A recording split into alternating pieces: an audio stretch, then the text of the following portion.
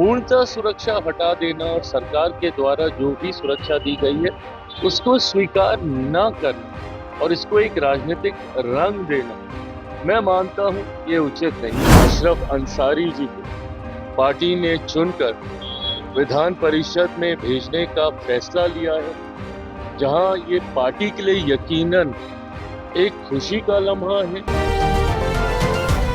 India alliance में ही दरारें देखने को मिल रही हैं। जिस तरीके से डीएमके की नाराजगी, और स्वाभाविक है, कांग्रेस ने अपने पुराने ईमानदार सहयोगी के साथ सत्ता की लालच में जिस तरीके से धोखा देने का काम किया, स्वाभाविक है डीएमके जैसी पार्टियां उससे दूरी रखेंगी। ताजुब तो मुझे ममता जी का है कि जिस उत्साह के साथ ममता जी इस बार इंडिया अलायंस की बैठक में हिस्सा लेने के लिए एक दिन पहले ही वहां पर उपस्थित हो गई हैं।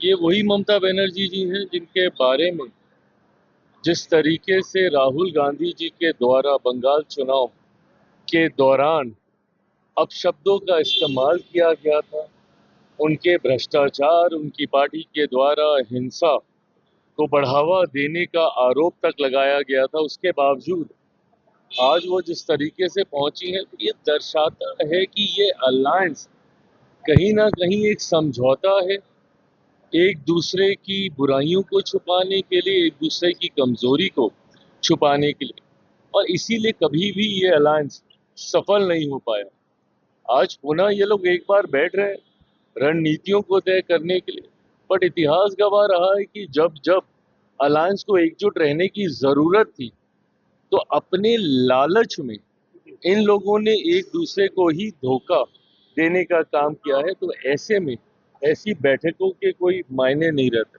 आज एमएलसी का नॉमिनेशन है आपके पार्टी से कि विधान परिषद सदस्य का नामांकन किया क्या कहें? नहीं, देखिए, ये स्वाभाविक प्रक्रिया का हिस्सा है।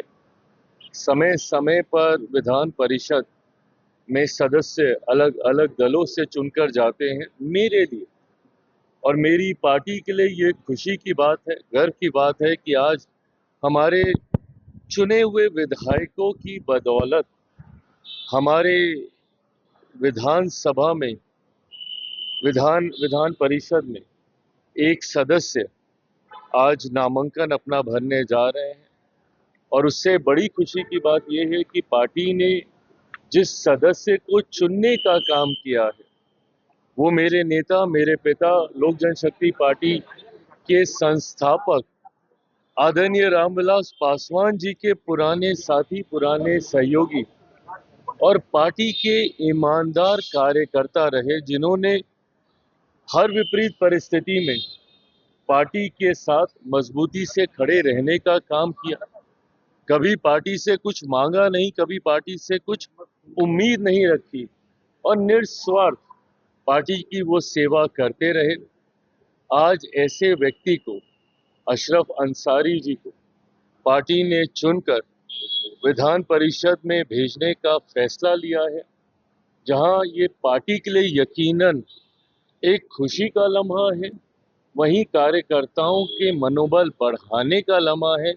तो वहीं मेरे नेता, मेरे पिता आदरणीय रामविलास पासवान जहां कहीं भी होंगे, यकीनन पार्टी के इस फैसले से वो भी गर्व कर रहे होंगे। राबड़ी परिवार ने अपना सुरक्षा बंद कर दिया है, अब निशा बातें भी कर रही है कि हम अपना सुरक्षा नहीं। देखिए, मुझे नहीं लगता कि इन चीजों पे कोई राजनीतिकीकरण होना चाहिए। समय समय पर परिस्थितियों के अनुकूल सुरक्षा बढ़ाई जाती है, घटाई जाती है। मैं खुद कितनी बार मेरी सुरक्षा बढ़ाई गई, घटाई गई, हटाई गई, फिर दोबारा बढ़ाई गई। तो परिस्थिति के अनुरूप ये फैसले लिए जाते रहे हैं। ऐसे में जो सुरक्षा आपको मुहैया कराई गई है, उसको पूरी तरीके से नकार देना ये भी उचित नहीं है। जिस भी श्रेणी की सुरक्षा आपको दी गई है, इस सोच के साथ दी गई है कि कल को किसी प्रकार की कोई अप्रिय घटना ना घटे, पर इसमें राजनीतिकीकरण इसका करते हुए पूर्णतः सुरक्षा हटा देना और सरकार के द्वारा जो भी सुरक्षा दी गई है उसको स्वीकार न करना, और इसको एक राजनीतिक रंग देना, मैं मानता हूँ ये उचित नहीं है। अनुभवी परिवार है, आज से नहीं दशकों से ये परिवार राजनीति में रहा है। ऐसे में इस तरीके के फैसले कहीं ना कहीं जिद को दर्शाते हैं, जो मुझे नहीं लगता कि इस परिवार की अनुभव और मर्यादा के अनुकूल है। एमएलसी का नामांकन है, लेकिन तेजस्वी यादव और लालू प्रसाद यादव नहीं है, सुनील कुमार नामांकन भी करेंगे। तो ये गंभीरता का अभाव दर्शाता है। नेता प्रतिपक्ष कई बार कई महत्वपूर्ण लम्हों पर उनकी उपस्थिति का नहीं होना, उनका उपस्थित नहीं रहना दर्शाता है कि जितनी गंभीरता अपने पद को लेकर उनमें होनी चाहिए, शायद वो नहीं है। कई बार सरकारी कार्यक्रमों में भी वो उपस्थित नहीं रहे। उन्होंने इन लम्हों को वो महत्व नहीं दिया जो महत्व मिलना चाहिए था। ऐसे में जब आज आप ही की पार्टी से एक सदस्य नामांकन भरने जा रहा है, आप स्वयं उपस्थित नहीं है। पार्टी के राष्ट्रीय कार्यकारी अध्यक्ष आदरणीय लालू जी के स्वास्थ्य की चिंता हम सभी को है, उनकी उपस्थिति नहीं भी है तो हम सब उसका सम्मान करते हैं, पर तेजस्वी जी का नहीं होना दर्शाता है कि वो आज भी अपने पद और राज्य की राजनीति को लेकर गंभीर नहीं है। सर, राहुल गांधी ने कहा है कि प्रधानमंत्री युवाओं को रील और पकौड़े तलने के लिए। देखिए, जिस तरीके से राहुल जी ने समय समय पर शब्दों की मर्यादा को गिराते हुए राजनीति को हल्के विषय के साथ जोड़ने का प्रयास किया है, ये कहीं ना कहीं उनके अनुभव की कमी को दर्शाता है। राजनीति में अपरिपक्वता को, उनका इमेच्योरिटी ये दर्शाने का ये काम करता है। ऐसे में ये तमाम बयानबाजी उसी दिशा में, आज की तारीख में जब देश में इससे ज़्यादा महत्वपूर्ण और गंभीर विषय हैं जिनको विपक्ष होने के नाते उनको रखना चाहिए, और सरकार होने के नाते, सत्ता पक्ष होने के नाते हम सब की नैतिक जिम्मेदारी है कि हम उसका जवाब दें, और हम लोग जवाब देंगे भी।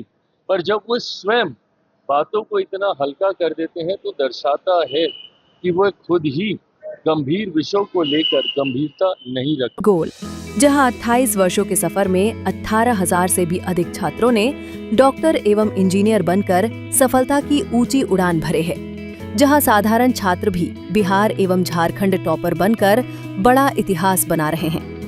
दूरदर्शी शिक्षाविद श्री विपिन सिंह के मार्गदर्शन में मेडिकल एवं इंजीनियरिंग के लाखों छात्रों के लिए आशा की किरण के रूप में गोल, द रिजल्ट फैक्ट्री